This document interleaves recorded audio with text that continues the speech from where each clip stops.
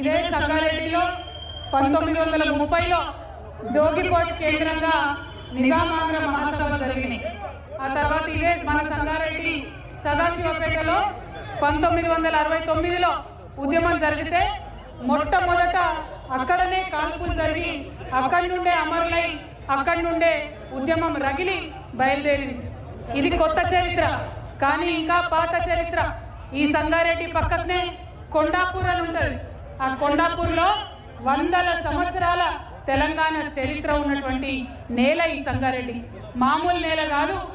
కానీ సంగారెడ్డిలో ప్రతి ఒక్కరూ గర్వంగా కాలర్ ఎగరేసుకొని చెప్పుకోవాలి.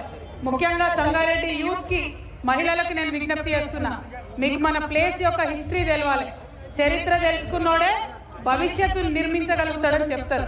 చరిత్ర ఏంటంటే అప్పుడు ఆంధ్ర ఉద్యమం జరుగుతున్నప్పుడు, మనం ప్రత్యేక తెలంగాణ ఉద్యమం జరుగుతున్నప్పుడు అందరూ మన నాన్నలు ఈ తెలంగాణ ఎడికెళ్ళి వచ్చింది, అసలు తెలంగాణ పేరెక్కడుంది అని అడిగితే ఆనాడు తెలంగాణ జాగృతి చరిత్రకారులందరినీ పట్టుకొని వెతికి ఇదే మన సంగారెడ్డిలో తెల్లాపూర్ ప్రాంతంలో మొట్టమొదటిసారి చరిత్రలో తెలంగాణ పదంతోనున్న శిలా శాసనాన్ని పట్టుకొని ఒక గుడి ఎట్లా కడతారో అట్లా శాసనానికి ఒక మండపం కట్టి ఇదిరా మా తెలంగాణ చరిత్ర అని సగర్వంగా అందరికీ కూడా చెప్పుకున్నాం. అందుకే అంటున్నా, సంగారెడ్డి అంటే ఆషామాషి కాదు. సంగారెడ్డి అంటే చాలా చరిత్ర ఉన్నటువంటి ప్రదేశం. మరి అటువంటి సంగారెడ్డిలో పుట్టినందుకు మీరు ఇవాళ మీతో పాటు ఇక్కడ తెలంగాణ రక్షణ సేన జెండా ఎగిరేస్తున్నందుకు నేను సంగారెడ్డి నేల తల్లికి శిరస్సు వంచి నమస్కారాలు తెలియజేస్తున్నా, ప్రణమిల్లుతున్నా. మరి ఇటువంటి సంగారెడ్డిలో పుట్టినటువంటి మనం ఎట్లా ఉండాలి? టైగర్ టైగర్ లేక ఉండాలి. మన హక్కుల కోసం, మన ప్రజల కోసం, మన ఉద్యోగాల కోసం, మన వనరుల కోసం, మనకు రావాల్సిన ప్రతి ఒక్క అంశం కోసం పిడికిలి బిగించి కొట్లాడడానికి సిద్ధంగా ఉండాలి. మరి ఇవాళ అట్లా కొత్తగా మీతో పాటు కలిసి కొట్లాడతామని తెలంగాణ రక్షణ సేనను ముందుండి నడిపించడానికి మాజీ జిల్లా పరిషత్ చైర్మన్ గారు బాలయ్య గారు ఇవాళ ఇక్కడికి వచ్చినారు. వారు సంగారెడ్డి జిల్లా ఇన్ఛార్జ్లో ఉన్నారు. వారి నాయకత్వంలో ఈ కార్యక్రమం ఏర్పాటు చేసుకున్నాం. మరి సంగారెడ్డి పట్టణంలో తమ్ముడు దయాకర్ రెడ్డి గారు, సంఘమిత్ర గారు ముందుండి ఇగో ఈ జెండా పట్టుకుంటాం, తెలంగాణను సమూలంగా మార్పు తెచ్చుకుంటామని చెప్పి ముందుగా వచ్చినటువంటి దయాకర్ రెడ్డి గారికి, సంఘమిత్ర దంపతులకు నేను అభినందనలు తెలియజేస్తున్నా. అట్లానే మా శ్రీనివాస్ రెడ్డి అన్న, ఆయన వచ్చి సంగారెడ్డిలో నేను ఖచ్చితంగా బలోపేతం చేస్తా పార్టీని అని చెప్పి వచ్చిన శ్రీనివాస్ రెడ్డి గారికి, ముందు నుండి తెలంగాణ జాగృతిలో ఉన్న మా శివశంకర్ పాటిల్ గారికి, అదేవిధంగా మా మురళీకృష్ణ అన్న గారికి, కరుణాకర్ గారికి, మరి నారాయణ ఖేడ్ నుండి వచ్చినటువంటి మా మల్శెట్టి బాపు గారికి, మా తమ్ముడు గణేష్ గారికి, నర్సాపూర్ గణేష్ గారికి, మెదక్ నుండి చేరినటువంటి బట్టి అజయ్ గారు, వారి సతీమణి గారు స్వాతి గారికి, అట్లానే అరవింద్ రెడ్డి గారికి, సుధాకర్ గారికి, అనేక మంది నవీన్ గారికి, అరుణ్ గారికి, అనేక మంది నాయకులు కార్యకర్తలు ఉన్నారు. వారందరికీ కూడా హృదయపూర్వకంగా నమస్కారాలు, అభినందనలు తెలియజేస్తున్నా. గోపాల్ రెడ్డి గారు మరి అందరూ కూడా కలిసి పనిచేస్తున్నారు. మీ అందరినీ నేను కోరేది ఒకటే, ఇవాళ తెలంగాణలో రకరకాల పార్టీలు ఉన్నాయి. బీజేపీ ఉంది, కాంగ్రెస్ ఉంది, భారత రాష్ట్ర సమితి ఉన్నది. మరి ఇంకో కొత్త పార్టీ ఏమవసరమని మీరు వెళ్ళినప్పుడు ప్రజలు మిమ్మల్ని అడుగుతారు. అడిగినప్పుడు మీరు ఒకటే చెప్పండి, ఎన్ని పార్టీలు ఉన్నా కూడా ఇవాళ ఎవరినన్నా పిల్లల్ని చదివించుకుందామంటే, ప్రైవేట్ స్కూల్కి పోదామంటే ఫీజులు కట్టలేని పరిస్థితిలో పేద మధ్యతరగతి వాళ్ళు ఉన్నారు. సర్కార్ స్కూల్కి పోదామంటే స్కూల్ ఉంటే టీచర్ ఉండదు, టీచర్ ఉండే బల్పం ఉండదు అన్నటువంటి పరిస్థితి సర్కార్ స్కూళ్ళలో ఉన్నది. మరి ఎట్లా చదివించుకోవాలి పేదవాళ్ళు పిల్లల్ని? 3 పార్టీలు ఉన్నాయి, కరెక్టే. 30 ఏళ్ల నుంచి రాజ్యం వెళ్తున్నారు, కరెక్టే. కానీ పిల్లలు చదువుకోవాలంటే అవకాశం ఇవ్వనటువంటి పార్టీలు ఉండి ఏక లేవేందుకు? అందుకే ఇవాళ తెలంగాణలో ఒక కొత్త రాజకీయ శక్తి రావాలనే మీ ఆడబిడ్డగా మీ పిల్లల చదువుల బాధ్యతలను నేను తీసుకుంటా అని చెప్పి ఇవాళ తెలంగాణ రక్షణ సేన పెట్టుకొని మీ ముందుకు రావడం జరిగింది. అదేవిధంగా ఇవాళ ఇన్ని పార్టీలు ఉన్నాయి, ఇంతమంది పెద్ద పెద్ద నాయకులు ఉన్నారు, కానీ ఎక్కడికన్నా ఒక ప్రైవేట్ హాస్పిటల్ పోతే యాక్సిడెంట్ అయితే లక్షలు ఖర్చు అయితే ఏమొస్తున్నది ప్రభుత్వం నుంచి ఒకసారి ఆలోచించాం. దవాఖానకు పోయేటట్టుందా సర్కారు దవాఖానకు? ఆడికి పోతే సూది ఉంటే దూది ఉండదు, దూది ఉంటే సూది ఉండదు. మరి సర్కారు దవాఖానలో అవకాశం ఇయ్యరు, ప్రైవేట్ దవాఖానకు పోదామంటే స్తోమత లేదు. ఏం చేయాలి తెలంగాణ ప్రజలు? ఆ పరిస్థితి మారాలంటే ఒక కొత్త రాజకీయ శక్తి, అది కూడా మీ ఆడబిడ్డ రావాలి. ఎందుకంటే ఒక తల్లికి తెలుస్తుంది బిడ్డ చదువుకోవాలంటే ఎంత తల్ల తిరుగుతుందో ఒక తల్లికి తెలుస్తుంది. నాకెవరికన్నా ఇంట్లో ఆరోగ్యం బాగాలేకపోతే ఎంత బాగుంటుందో ఆ ఇంటి ఆడబిడ్డకు తెలుస్తుంది. కాబట్టే ఇవాళ నేను ఒక అడుగు ముందుకేసిన. ఎవరి మీద నమ్మకంతో? మా తెలంగాణ ఆడబిడ్డల మీద నమ్మకంతో ఒక అడుగు ముందుకేసిన. ఇన్ని పెద్ద పార్టీలు ఉన్నాయి, తెలంగాణలో మార్పు రాలే. ఖచ్చితంగా వచ్చినటువంటి కొత్త పార్టీతోని మార్పు తీసుకొని వస్తాం.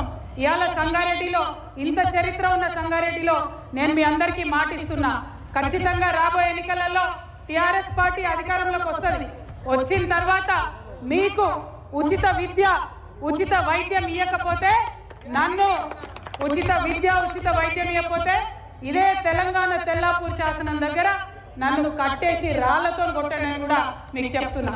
ఎందుకంటే ఏదేదో స్టేట్మెంట్ కోసం చెప్తలేను, బాధతో చెప్తున్నా, దుఃఖంతో చెప్తున్నా. నేను కూడా తెలంగాణ ఉద్యమంలో ఉరికిరికి కొట్లాడిన దాన్నే, ముంగటుని కొట్లాడిన దాన్నే. ఎందుకు తెచ్చుకున్నాం తెలంగాణ? పేద బిడ్డలకు హాస్పిటల్ పోవాలంటే జేబు చూసుకునే అవసరం రావద్దని తెచ్చుకున్నాం. పేద పిల్లలు చదువుకోవాలంటే ఆలోచించాల్సిన అవసరం లేవద్దని తెచ్చుకున్నాం.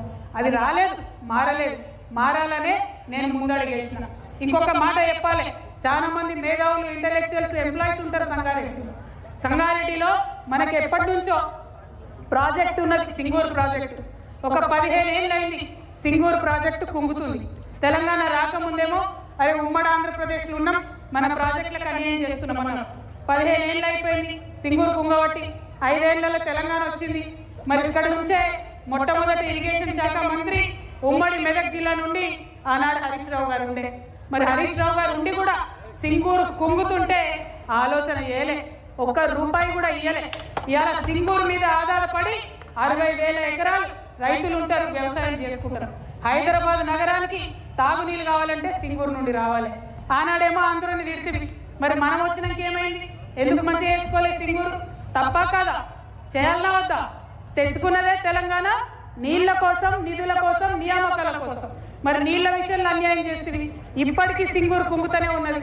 2016-18 మా ప్రెస్ మిత్రులకు గుర్తుంటది, సింగూరు మొత్తం ఎండిపోయింది వానలు లేక. ఆనాడు రిపేర్ చేసే అవకాశం ఉండే కానీ చేయలే. ఇప్పుడు ఏమైతుంది పరిస్థితి? ఇవాళ బంద్ పెట్టి నిండా ఉన్న సింగూరుని ఖాళీ చేసి రిపేర్ చేసే పరిస్థితి వస్తుంది. ఎందుకు ఇట్లా డబుల్ ఖర్చులు? శ్రద్ధ లేని వ్యవహారం, శ్రద్ధ లేని పని, ప్రేమ లేని పని.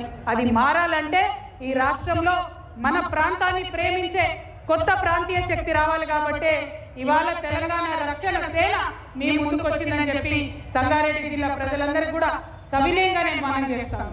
ఇంకొక మాట, మీ సంగారెడ్డిలో రాజకీయం వల్ల మంచుకుంటారు. ఆడ జగ్గారెడ్డి సాబ్ ఉంటాడు, ఇటు రఘునందన్ రావు ఉంటాడు, అట చింత ప్రభాకర్ గారు ఉంటారు, ఈ పక్క దామోదర్ రాజనరసింహ గారు ఉంటారు, ఆ పక్క హరీష్ రావు ఉంటారు. చూడడానికి వీళ్ళందరూ వేరే పార్టీలలో ఉంటారు, కానీ మొత్తం అంతా మ్యాచ్ ఫిక్సింగ్, కంప్లీట్ కలిసి ఉంటారు అందరు. కార్యకర్తల పరిస్థితి ఏంటంటే ఎవరి దగ్గరికి పోతే ఎవరికి మ్యాటర్ తెలుస్తుందో అర్థం కాని పరిస్థితి ఉంటుంది. కాబట్టి అటువంటి మ్యాచ్ ఫిక్సింగ్ రాజకీయాలు మానుకోవాలి. ఎందుకు మానుకోవాలంటున్నా అంటే, జహీరాబాద్ డెవలప్ అవుతున్నది, కొంత ఎదుగుతున్నది. అక్కడ స్మార్ట్ సిటీ ప్రోగ్రామ్ తెలుసుకున్నాం కష్టపడి. తర్వాత నిమ్స్ వచ్చింది, భూసేకరణ చేసింది, అక్కడ పరిశ్రమలు వస్తున్నాయి. ఇప్పుడు అక్కడ బుల్లెట్ ట్రైన్ ఇస్తామని కేంద్ర ప్రభుత్వం డిపిఆర్లో మొదలు చెప్పింది. మొన్న కొత్తగా వచ్చిన డిపిఆర్లో బుల్లెట్ ట్రైన్ లేదు. మరి ఇంత రఘునందన్ రావు నోరేసుకొని అన్నిటికీ వస్తూ ఉంటాడు కదా, ఏమై రఘునందన్ రావు గారు ఎంపీ గారు ఏమైంది? డిపిఆర్లో బుల్లెట్ ట్రైన్ జైరాబాద్ రాకపోతే నీ నోటికి తాళం ఎందుకు పడ్డది? మరి ప్రతిపక్షాలు ఏమైనాయి? ఎందుకు ఇవాళ బీజేపీ నిలదీస్తలేరు? మ్యాచ్ ఫిక్సింగ్ రాజకీయాలతోని మన ప్రాంతానికి నష్టం జరుగుతుంటే చూస్తూ ఊరుకుంటే వేరే ఎవరని ఊరుకుంటారు, కానీ మేము మాత్రం ఊరుకోము. టిఆర్ఎస్ పార్టీ ఆధ్వర్యంలో ఖచ్చితంగా జహీరాబాద్లో బుల్లెట్ ట్రైన్ వచ్చేదాకా కూడా నిలదీస్తూనే ఉంటాం, కొట్లాడుతూనే ఉంటాం. అట్లనే పటాన్ చెరువుకు MMTS చేస్తామన్నారు ట్రైన్. ఎందుకంటే పటాన్ చెరువులంతా పాపం హైదరాబాద్లో ఎక్కువ పని చేసుకుంటారు. ట్రైన్ వస్తే పేదవాళ్ళకి సౌకర్యం ఉంటుంది. వస్తుందంటిరి, ఇల్లు తీసుకుంటారు, పేదవాళ్ళని ఇంట్లోకి వెళ్ళి బయట వేసిరి, కాంపన్సేషన్ ఇవ్వలేదు, ఇంతవరకు కూడా ట్రైన్ రాలేదు. మరి దానికి జవాబుదారి ఎవరు? అడిగేటోళ్ళు ఎవరు? పటాన్చేరు ఎమ్మెల్యే ఉంటే ఏ పార్టీలు ఉన్నాడో ఎవరికి తెలియదు. సంగారెడ్డిలో ఒక పార్టీ ఎమ్మెల్యే గెలుస్తాడు, ఇంకో పార్టీ వాళ్ళు ఇనాగ్రేషన్ చేస్తారు. ఇక్కడ ఏం అర్థం కాదు. ఆందోళన మనకు మంత్రి పదవి వచ్చింది, రాక మంత్రి పదవి వచ్చింది ఆందోళన కానీ ఆనందపడదామంటే వాళ్ళ బామ్మర్ది గారు సింగూరు కింద ఉన్న FTL లోపల ఉన్న 200 ఎకరాల ల్యాండ్ మంత్రి గారి యొక్క బామ్మర్ది గారు కబ్జా పెడుతున్నారు. ఎవరు అడగరు? హరీష్ రావు గారు అడగరు, జగ్గారెడ్డి గారు అడగరు, ఏ పార్టీలో అడగరు. అందరు కలిసి ఏంటంటే ప్రజలకు ఇవ్వాల్సిన ఇయ్యరు, వాళ్ళు మాత్రం రాజకీయంగా ఎదుగుతారు, ఆర్థికంగా ఎదుగుతారు. ఈ రాజకీయం సంగారెడ్డిలో మారాల్సిందే. ఖచ్చితంగా సంగారెడ్డిలో ఒక కొత్త ఒరవడి సృష్టిస్తాం, మంచి రాజకీయానికి మార్గం వేస్తాం. టిఆర్ఎస్ పార్టీ నుండి ఒక మాట ఇచ్చినాం, పాంచజన్యం 5 పథకాలతోని ప్రజల దగ్గరికి వస్తాం. మొదటిది ఉచిత విద్య. ప్రైవేట్ అయినా సరే, మీ పిల్లగాడు పిల్ల ఎంత చదువుకున్నా సరే మీ జేబులకి వెళ్ళి ₹1 ఖర్చు పెట్టకుండా చూసుకునే బాధ్యత నాది అని మాట ఇస్తా ఉన్నా. రెండవది ఉచిత వైద్యం. ఎన్ని లక్షలు ఖర్చు అయినా, ఎంత పెద్ద రోగం వచ్చినా మన తెలంగాణలో ఏ ప్రైవేట్ హాస్పిటల్కి మీరు పోయినా రాజాల లెక్క తీసుకుపోవాలి, వైద్యం చేయాలి, ఇంటికి పంపించాలి.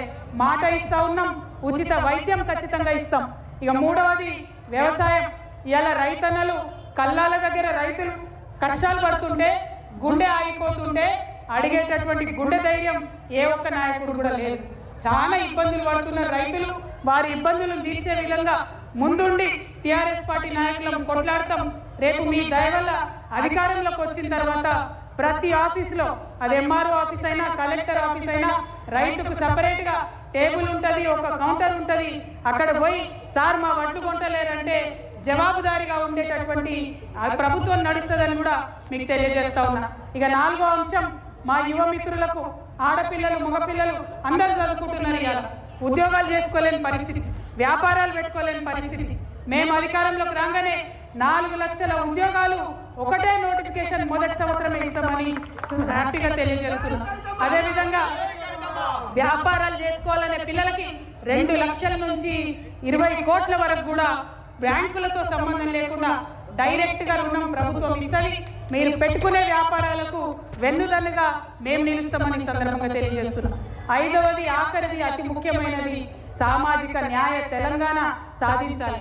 ఇవాళ తెలంగాణ వస్తే సబ్బండ వర్గాలకు అధికారం వస్తుంది అనుకున్నాం.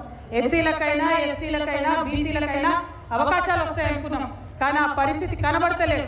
కాబట్టి ఖచ్చితంగా ఇవాళ మా రాజకీయ పార్టీల్లో పదవులు చూసుకుంటే ఎస్సీ, ఎస్టీ, బీసీలకే పెద్దపీట మేము వేస్తాం. రేపటి నాడు మా ప్రభుత్వంలో కూడా అన్ని వర్గాలను కలిపి గౌరవ మర్యాదలు ఉండేలాగా, పదవుల్లో ప్రాధాన్యత దక్కేలాగా ప్రయత్నం చేస్తామని చెప్పి మీ అందరికి కూడా నేను మాట ఇస్తా ఉన్నాను. మళ్ళీ ఒకటే మాట చెప్తున్నా, సంగారెడ్డిలో ఉన్న మ్యాచ్ ఫిక్సింగ్ రాజకీయం పోవాలి, మన పటాన్ చెరువులో ఉన్న పొల్యూషన్ పోవాలి, జహీరాబాద్లో ఉద్యోగాలు రావాలి, కానీ పొల్యూషన్ రాకూడదు, మంచి అవకాశాలు వచ్చే విధంగా ప్రయత్నం చేయాలి. మరి మాకు ఇక్కడ ఉన్న ఇవాళ కండువా వేసుకున్న టీఆర్ఎస్ నాయకులు అందరూ కూడా మొదటి జెండాతో మొదలుపెట్టినాం, మొదటి అడిగేసినాం. చాలా పెద్ద ఎత్తున మరి ఆ చౌరస్తా, సంగారెడ్డి చౌరస్తా నుండి ఇక్కడి వరకు ఊరేగింపుగా నన్ను తీసుకొని వచ్చిన యువ మిత్రులకు, బతుకమ్మలు ఎత్తుకొని వచ్చిన మా ఆడబిడ్డలకు, మా బంజారా అక్క చెల్లెలు ఎండలో కూడా వెన్నెల ఉన్నట్టు నాట్యం చేసుకుంటూ తీసుకొని వచ్చిరు. వారికి అందరికీ కూడా హృదయపూర్వకంగా ధన్యవాదాలు తెలియజేస్తూ, ఇది ఒక్క అడుగుతోని ప్రారంభమైంది. సంగారెడ్డి అంతటా విస్తరిస్తాం, జిల్లా జిల్లాలో జెండా ఎగిరేస్తాం, వచ్చే ఎన్నికల్లో అధికారాన్ని సాధిస్తాం, ప్రజల సేవలో నిమగ్నమవుతామని తెలియజేస్తూ మీ అందరి దగ్గర సెలవు తీసుకుంటున్నా. Thank you. జై తెలంగాణ, జై తెలంగాణ.